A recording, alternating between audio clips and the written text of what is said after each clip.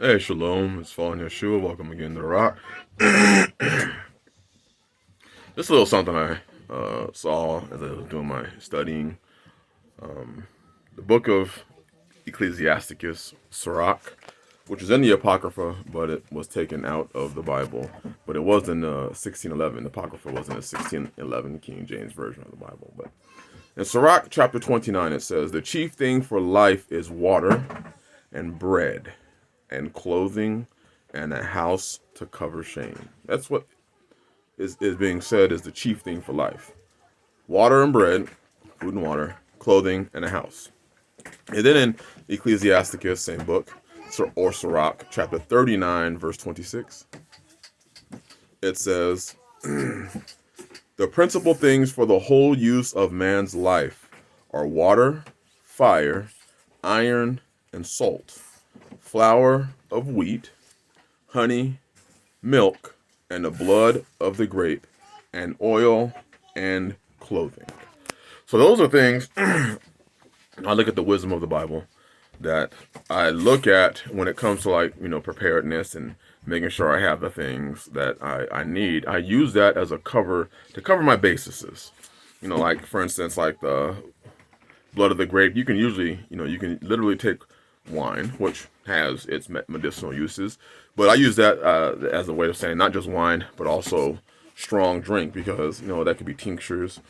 You can use it for disinfectant or many other medicinal purposes, including pain reliever. And then water, fire. You hear that all the time. Have a lighter on you. Have a magnesium stick or matches. You're gonna cook with fire. You're gonna use fire to keep warm. Or it said iron. You can use fire to forge.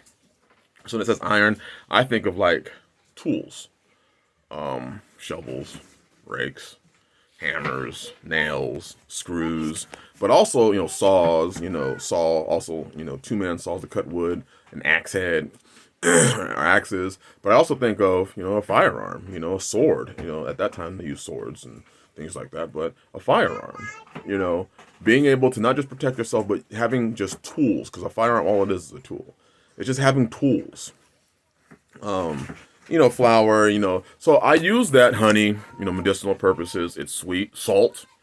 Wars were fought over salt, controlling over the salt mines. There's a lot of minerals in salt that you need. But I use that as a basis. Now, obviously, you can get into, communications and there's a lot of other things. You can get canning, food preservation, I don't know. I have a grain mill right behind me to mill my grain. There's a lot of other things you can get into.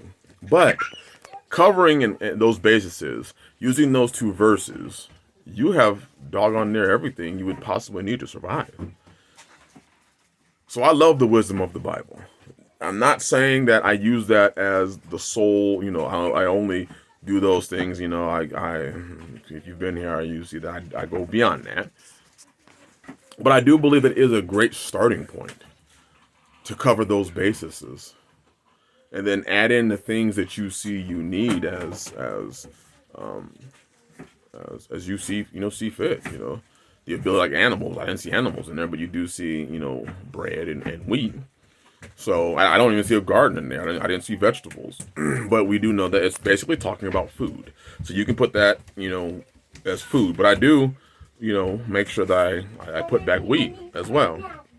So there's just a lot of different things that you want to consider. Hold on, Pot.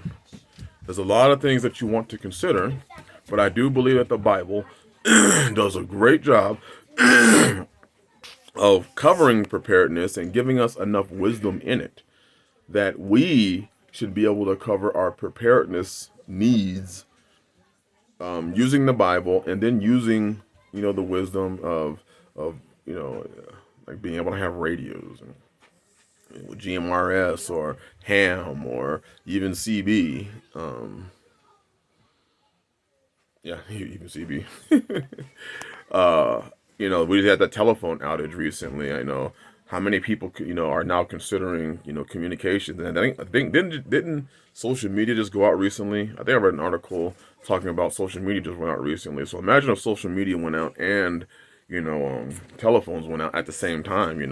That would be communication for everybody. Everybody would lose communication with that. So I just believe it's a good idea. Use the wisdom of the Bible. Use Yah's wisdom, and then be able to add things not to Yah's word, but to your preparedness, like flashlights.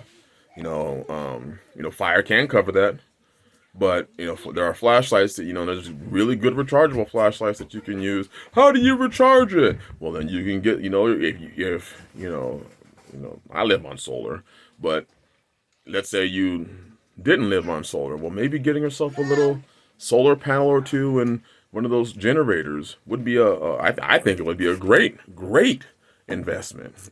People spend $300, $400, $500 on rims. You can get one of those, smaller 600-700 watt generators that you can charge with solar panels, like regular solar panels.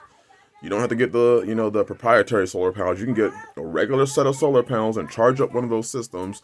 And for $800, you have the ability to, I don't know, charge up your appliance, charge up your radios and things like that. But also, you could run something, a small mini fridge or something like that. And maybe not for a very long time, but you could run it. It gives you options. And that's the thing. As times continue to change, you're going to want options. A roof over your head. Well, what happens if you can't pay your rent? That's one of the reasons why, it's important to consider these things. Clothing. Can you make clothing? Can you create clothing? Can you sew clothing? Can you mend clothing? Think about these things. And I'm only pushing and putting this thought in our head because the times are just so different. There's a lot of instability. There's a lot of questions that I'm sure people have as to what is going on and how they're going to navigate through these interesting times. And not everybody is deeply into preparedness, but I believe that those verses in Sirach give you a great starting point into covering. And if you just did that for, those things for, make sure you have enough for those to cover those bases. I'm not even sure which word to use. For, 3 months, you are far, way more ahead than most people are when it comes to, surviving or making it through a tough time. And push come to shove, let's just say you can't pay your rent for a little bit. Hey, you've got food storage, you've got, water, you've got salt, you've got the means to live outside of the roof over your head. So just something to consider. Small video. Hope it's a blessing to you. Hope the verses were encouraging and maybe it'll help somebody to get themselves started. All right, bless y'all. Shalom.